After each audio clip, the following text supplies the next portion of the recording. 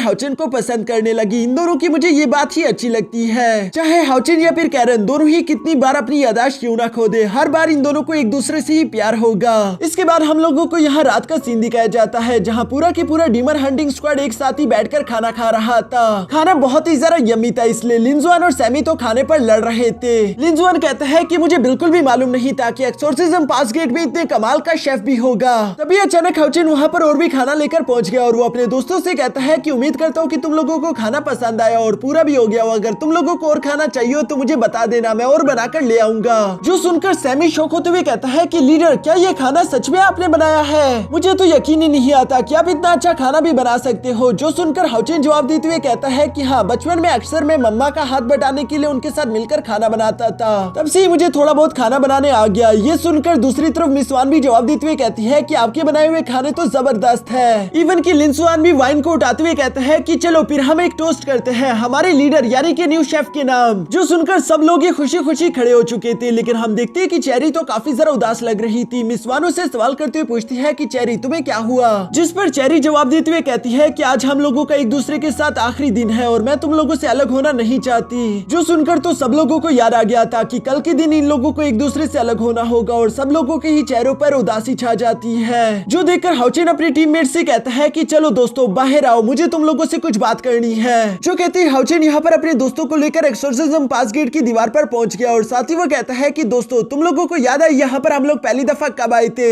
हाँ बिल्कुल, तभी जब हमारा नया डीमन हंटिंग स्क्वाड बना था। तब हम लोग सिर्फ लेवल 5 के वॉरियर्स थे। मैं भी एक लेवल 5 का मामूली सा वॉरियर था जो कि इतना ज्यादा ताकतवर नहीं, लेकिन इसके बावजूद भी सबसे ज्यादा हिम्मत मैंने दिखाई। यहाँ हाउचिन और उसके दोस्तों का वो सीन दिखाया जाता है जहाँ पर ये लोग पहली दफा इस दीवार से कूदते हुए डीमंस के बीच में चले गए थे। जिस पास्ट को याद करते हुए हाउचिन अपने दोस्तों को बताता है कि तब के टाइम में ये हिम्मत इसलिए कर पाया था क्योंकि मैं जानता था कि मेरे साथ तुम लोग हो जो कि मेरा साथ कभी नहीं छोड़ोगे, और इसी वजह से मैं बेफिक्र होकर डीमंस के बीच में कूद चुका था। हर दफा अगर मैं कुछ भी बड़ा कर पाया तो वो सब कुछ तुम लोगों की ही वजह से, इसलिए मैं तुम सबका शुक्रिया अदा करना चाहता हूँ। मुझे समझने के लिए, मुझे बर्दाश्त करने के लिए और मुझ पर बिना कुछ सोचे समझे भरोसा करने के लिए। मैंने तुम लोगों को आज तक जो भी ऑर्डर दिया तुम लोगों ने बिना कोई सवाल किए मेरे ऑर्डर्स माने, इसलिए मैं तुम लोगों का शुक्रिया अदा करना चाहता हूँ। हाउचिन की ये बातें सुनकर उसके स्क्वाड मेंबर्स काफी ज्यादा इमोशनल हो गए थे। दूसरी तरफ हाउचिन कहता है कि बेशक मुझे भी तुम लोगों से अलग होने में बहुत ही उदास फील हो रहा है, क्योंकि अगर देखा जाए तो मेरी जिंदगी की सबसे अच्छी यादें तुम लोगों के साथ जुड़ी हुई है। मैं भी तुम लोगों से जुदा नहीं होना चाहता, लेकिन तुम लोग जानते हो कि इस वक्त डीमंस मेरे पीछे पड़े हुए हैं, मैं उनका मेन टारगेट हूँ, इसलिए अभी के लिए मैं तुम सब लोगों की जान को खतरे में नहीं डाल सकता। फिलहाल के लिए बेहतर ये होगा कि हम लोग एक दूसरे को अलविदा करें। मुझ पर भरोसा करो, फ्यूचर में मैं तुम लोगों को लेने के लिए जरूर आऊंगा। यहाँ हाउचिन की ये बातें सुनकर सब लोग काफी ज्यादा इमोशनल थे। तभी हाउचिन इन सब लोगों के सामने वादा करते हुए कहता है कि मैं कसम खाता हूँ सिर्फ 1 साल बाद मैं तुम सब लोगों को अपनी डीमन हंटिंग स्क्वाड में लेने के लिए वापस जरूर आऊंगा, इसलिए अभी तुम लोग मेरी बात मान लो। यहाँ पर हाउचिन की ये सारी बातें सुनने के बाद सबसे पहले कैरन कहती है कि ठीक है, मैं तुम्हारा इंतजार करूंगी। कैरन के बाद बाकी की टीम मेंबर्स भी बारी बारी करके यहाँ हाउचिन के साथ एग्री होने लगे,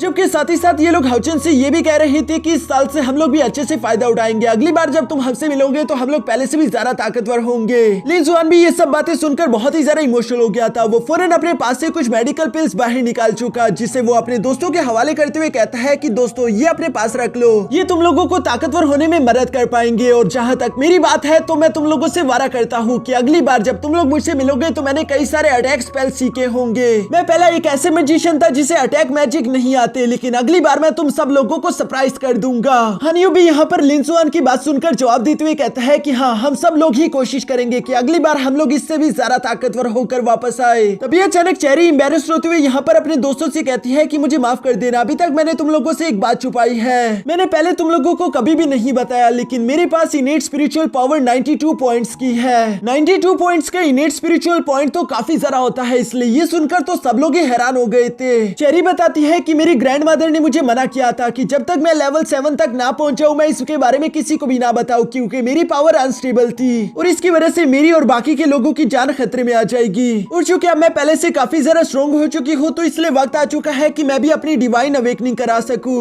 नेक्स्ट टाइम दोस्तों जब मैं तुम लोगों से मुलाकात करूंगी तो यकीनन मैं भी काफी ज्यादा ताकतवर हो चुकी होगी। हाउचिन चेरी की ये बात सुनकर खुश होते हुए कहता है कि तुम्हें हमसे सॉरी कहने की कोई जरूरत नहीं, ऑलरेडी तुमने बहुत ही अच्छा काम किया और आने वाले फ्यूचर में यकीनन तुम पहले से ज्यादा ताकतवर हो जाओगी। जो सुनकर चेरी भी आगे की तरफ बढ़ते हुए हाउचिन से कहती है कि हाँ लीडर, लीडर, मैं तुमसे वादा करती हूँ कि मैं तुम्हें निराश नहीं करने वाली। साथ ही साथ मिस स्वान चेरी से कहती है कि उदास मत हो, वैसे मुझे याद है कि तुमने हमारे लिए कुछ गिफ्ट बनाए थे जिसके बारे में तुम मुझे तो बता चुकी हो। क्या वो गिफ्ट तुम बाकी के दोस्तों को नहीं दोगी? जो सुनकर चेरी को याद आ गया और वो अपने पास से कुछ लॉकेट्स बाहर निकाल लेती है जो कि स्पेशली उसने अपने यहाँ दोस्तों के लिए डिजाइन करे थे। ये लॉकेट्स दिखने में काफी ज्यादा क्यूट थे जिन्हें लेकर लिनसुआन बेचारे ने तो रोना शुरू कर दिया था, जबकि सैमी भी बहुत ही ज्यादा इमोशनल हो जाता है। हाउचिन यहाँ पर अपने दोस्तों से कहता है कि तुम लोगों को इतना उदास नहीं होना चाहिए क्योंकि वैसे भी हम लोग जल्दी एक दूसरे से वापस मिल जाएंगे। साथ ही साथ हाउचिन यहाँ पर अपने दोस्तों को चेन लिंक से आजाद करने के लिए एक साथ इकट्ठा कर चुका, जहाँ वो अपने दोस्तों से कहता है कि अब मैं चेन लिंक खत्म करने वाला हूँ, यानी कि हम लोगों को एक दूसरे की तकलीफ के बारे में ज्यादा कुछ मालूम नहीं हो पाएगा।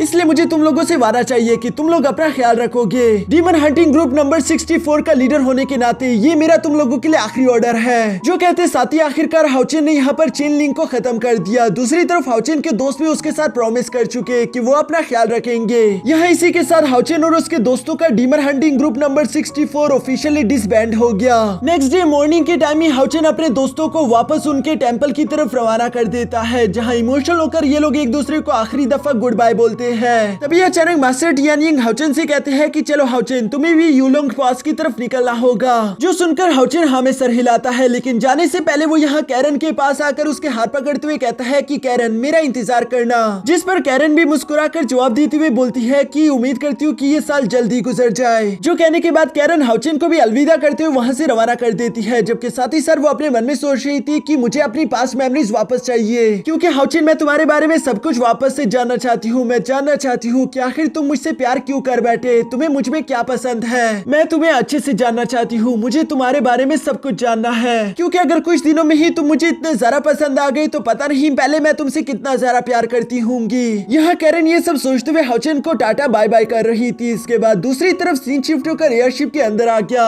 जहाँ मास्टर टियानिंग हाउचिन को बताते हैं कि हमारे 6 टेंपल अलायंस ने फैसला किया है कि हाउचिन तुम लोगों के पास सिर्फ 1 साल है। इस 1 साल के अंदर तुम्हें और कैरन दोनों को ही लेवल 8 में ब्रेक थ्रू करना होगा, और जबकि बाकी के तुम्हारे डीमन हंटिंग ग्रुप मेंबर्स को लेवल 7 में ब्रेक थ्रू करना होगा। उसके बाद ही तुम लोग अपने डीमन हंटिंग ग्रुप को दोबारा से क्रिएट कर पाओगे। लेकिन अगर तुम लोग 1 साल में ऐसा नहीं कर पाते तो अलायंस तुम लोगों को तुम्हारा डीमन हंटिंग स्क्वाड दोबारा से बनाने कभी नहीं देगी। जो सुनकर हानियो और हाउचिन दोनों ही काफी ज्यादा परेशान हो गए थे। हानियो यहाँ पर मास्टर टियानिंग से कहता है लेकिन ये बिल्कुल इम्पॉसिबल है, आज से पहले अलायंस की हिस्ट्री में कोई भी इतनी कम एज में लेवल 8 को अचीव नहीं कर पाया। आखिर ये 6 टेंपल अलायंस चाहती क्या है? वो क्या जानबूझकर हम लोगों के लिए रास्ता मुश्किल करना चाहती है? यहाँ हानियो को परेशान होता हुआ देखकर हाउचिन उसे शांत कराते हुए साथ ही साथ मास्टर टियानिंग से कहता है कि फिक्र ना करो ग्रैंडफादर, मैं इस बात के लिए तैयार हूँ, मुझे खुद पर और अपने दोस्तों पर पूरा यकीन है। जो सुनकर मास्टर टियानिंग हाउचिन को जवाब देते हुए कहते हैं कि हाँ मुझे भी तुम पर भरोसा है, और हमारी अलायंस भी तुम लोगों की ट्रेनिंग को और ज्यादा सख्त कर देगी ताकि तुम लोग जल्द से जल्द अपना लेवल ब्रेक थ्रू कर सको।